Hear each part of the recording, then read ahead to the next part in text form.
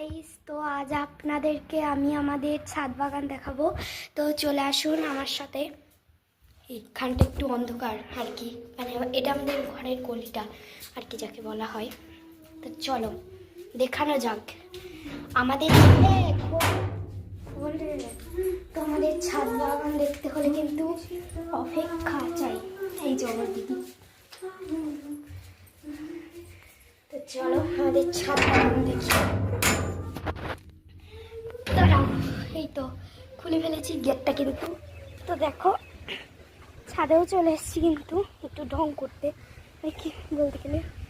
তো চলুন আপনাদেরকে দেখানো যাক আমাদের ছাদ বাগান।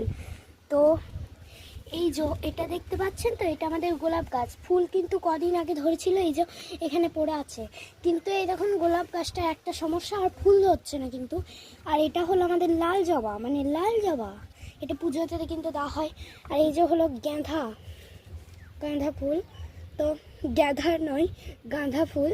তো এই দেখো, আর এই যে হচ্ছে এটাও কিন্তু একটা গাঁদা, কিন্তু এটা থোকা গাঁদা। কিন্তু আমি একটা জিনিস বুঝতে পারছি না, তোমরা যদি জেনে থাকো আমাকে বলবে কিন্তু প্লিজ। এই দেখো এইখানে কিন্তু গাঁদা ফুল হয়েছে, আর এটা কি ফুল তোমরা জেনে থাকলে প্লিজ বলবে। একটা গাছে কি দুটো ফুল হয় কখনো? মানে আমাদের ওই যে এই জবা গাছটাই কিন্তু হতো, মানে দুটো ফুল দুই রকমের। তো এই হচ্ছে আনারস গাছ, আর এইটা কি গাছ আমি কিন্তু বলতে পারছি না। তো আর এই হচ্ছে এটা হলো লাল গাঁদা, এটা কিন্তু লাল গাঁদা, রক্ত গাঁদা মানে। আর এই দেখুন এটা হলো সাদা জবা, আর এটা হলো নাটা আর মনে পড়ছে না। আর এটা যেটা দেখালাম সেটাই। আমি কিন্তু এই গাছটা সত্যিই জানি না, এটা তোমরা বলবে ঢং করছো, আমি সত্যিই জানি না। তো এই দেখো এটা হলো নীলকণ্ঠ, তো শিব ঠাকুরেরকে পুজোতে দেওয়া হয়। তো এই হলো আমাদের ছাদ বাগানের ফুলগুলো। আর তোমরা কিন্তু অনেকে বলছো যে তোমাদের মিলের পাশে কি কোনো ছাদ বাগান নেই। তো ওই দেখো দেখতে পাচ্ছ তোমরা, দাঁড়াও জুম করি ক্যামেরাটা, ওখানটা আমাকে নিজেকেই দেখতে হচ্ছে। জুম করব, কেমন জুম করতে হবে, না হলে তোমরা দেখতে পাবে না। সো গাইস দেখতে পাচ্ছ কি?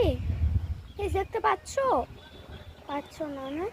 কিন্তু ওখানে কিন্তু অনেক গাছ লাগিয়েছে, বাট হচ্ছে কি সর্ষে ফুলের গাছ তো, আর গেঁদা ফুলের গাছ।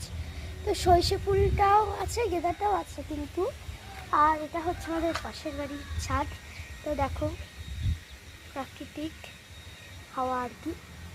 এই হাওয়াটা কিন্তু রোজ আমি যেদিন আমার স্কুল ছুটি থাকে